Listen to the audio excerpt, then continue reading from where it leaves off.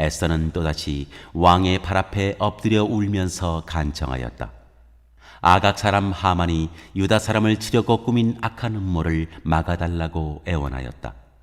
왕이 금규를 에스더에게 내밀자 에스더가 일어나 왕 앞에 서서 말하였다. 내가 임금님께 은혜를 입었고 임금님께서 나를 귀엽게 보시고 내 말이 임금님께서 들으시기에 옳다고 생각하시면, 임금님께서 나를 사랑스럽게 생각하시면 아각 자손 함무다다의 아들 하만이 임금님의 나라 여러 지방에 사는 유다 사람을 다 없애려고 흉계를 꾸며 쓴 여러 문서가 무효가 되도록 조서를 내려주십시오. 나의 결애가 화를 당하는 것을 내가 어찌 나의 눈으로 볼 수 있겠으며 나의 가족이 망하는 것을 어찌 눈뜨고 볼 수 있겠습니까? 아수에로 왕이 에스더 왕후와 유다 사람 모르드게에게 대답하였다. 하만이 유다 사람을 죽이려 하였기에 나는 그를 장대에 매달아 죽이도록 하였소. 또한 하만의 재산을 빼앗아서 에스더 왕후에게 주었소. 이제 유다 사람들을 살려야 하니 왕의 이름으로 당신네들에게 유리한 내용으로 조서를 하나 더 만들고 그 조서에 왕의 인장 반지로 도장을 찍으시오. 내 이름으로 만들고 내 인장 반지로 도장을 찍은 조서는 아무도 취소하지 못하오. 왕의 조서 내용은 각 성에 사는 유다 사람들이 함께 모여서 목숨을 지킬 수 있도록 한 것이다. 어느 성읍에서든지 다른 민족들이 유다 사람들을 공격하면 거기에 맞서서 공격하여 오는 자들뿐만 아니라 그들의 자식과 아내까지도 모두 죽이고 도륙하고 진멸하고 재산까지 빼앗을 수 있게 한 것이었다. 그러나 아수에로 왕이 다스리는 모든 지방에서 유다 사람들이 이런 일을 할 수 있는 날은 12째 달인 아달월 13일 하루 동안으로 규정하였다. 각 지방에서는 그 조서를 법령으로 공포하여 각 민족에게 알리고 유다 사람들이 대적들에게 원수 갚을 날을 미리 준비하게 하였다. 왕의 명령은 이처럼 빨리 전달되어야 하는 것이었으므로 보발꾼들은 왕의 심부름에 쓰는 날랜 말을 타고 급히 떠났다. 도성 수산에도 조서가 나붙었다. 모르드게는 보라색과 흰색으로 된 궁중 예복을 입고 큰 금관을 쓰고 고운 모시로 짠 붉은 겉옷을 입고 어전에서 물러나왔다. 수산성에서는 즐거운 잔치가 벌어졌다. 유다 사람들에게는 서광이 비치는 기쁘고 즐겁고 자랑스러운 날이었다. 지방마다 상읍마다 왕이 내린 명령과 조서가 전달된 곳에서는 어디에서나 그곳에 사는 유다 사람들이 잔치를 벌였다. 그들은 기뻐하고 즐거워하며 그날을 축제의 날로 삼았다. 그 땅에 사는 다른 민족들 가운데서 많은 사람들이 유다 사람들을 두려워하므로 유다 사람이 되기도 하였다.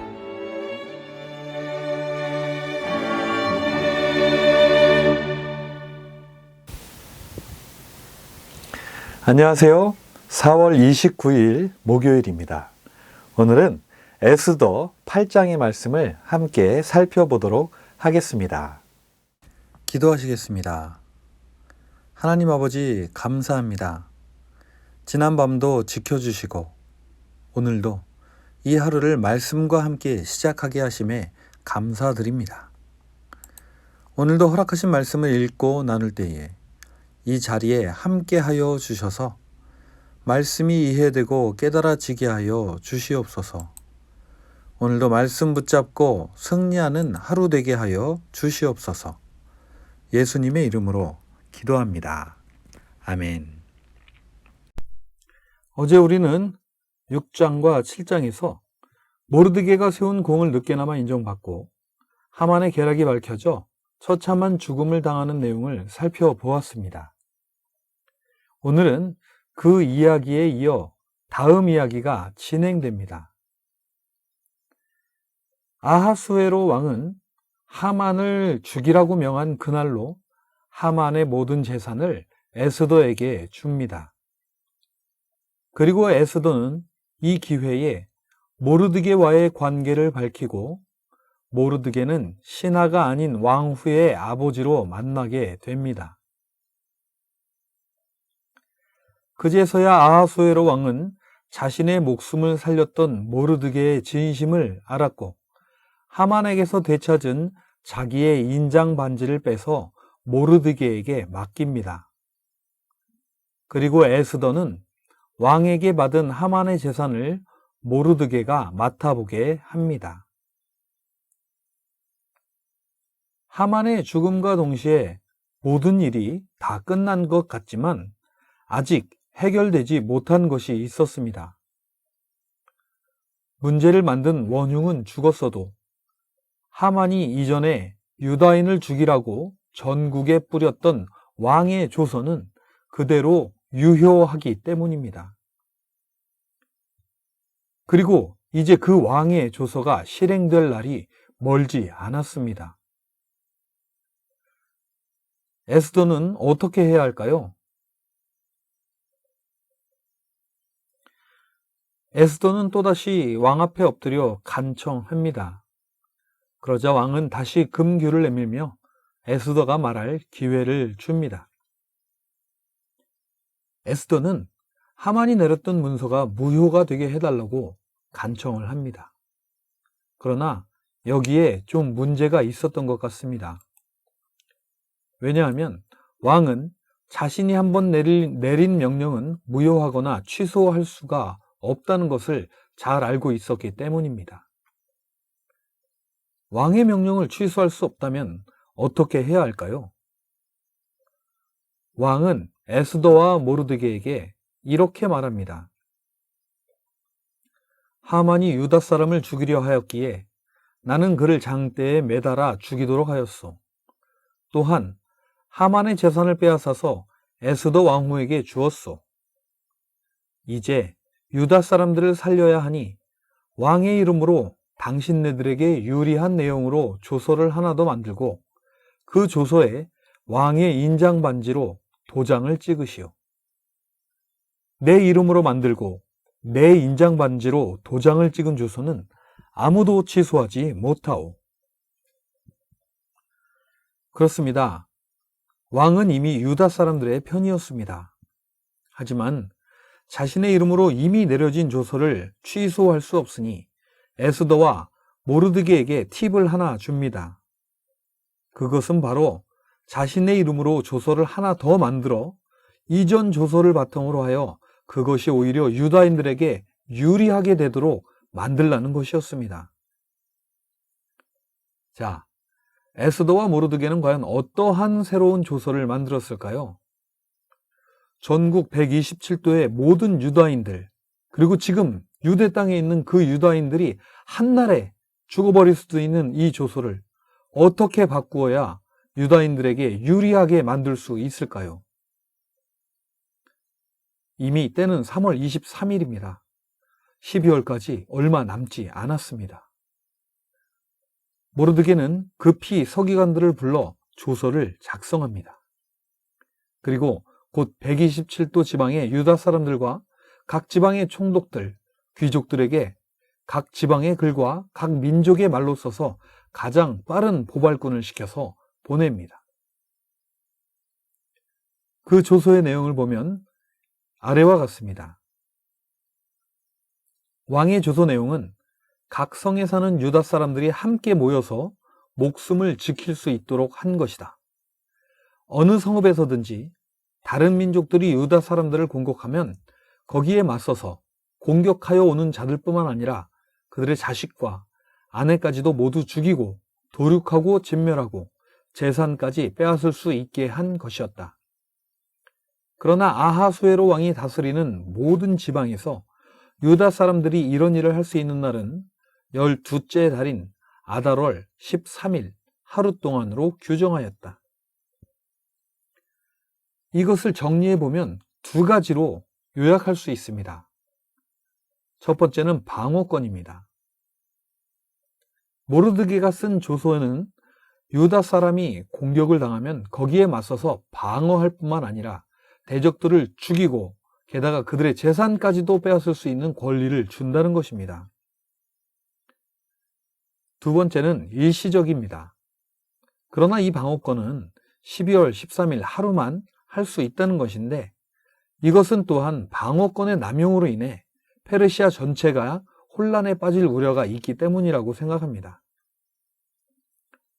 하만이 내린 왕의 조서에 따르면 전국의 유다인들은 왕명에 따라 그냥 앉아서 죽음을 당했어야만 했습니다. 하지만 모르드게는 유다인들에게 방어권을 허락해 준 것입니다. 이렇게 보면 모르드게의 조서는 이전의 왕명을 취소하는 것도 아니고, 그렇다고 해서 유다인이 반역을 하게 하는 것도 아닙니다. 아하수에로 왕은 이 모르드게의 지혜 있는 조서 내용을 보고 모르드게의 지혜에 감탄하였을 것입니다.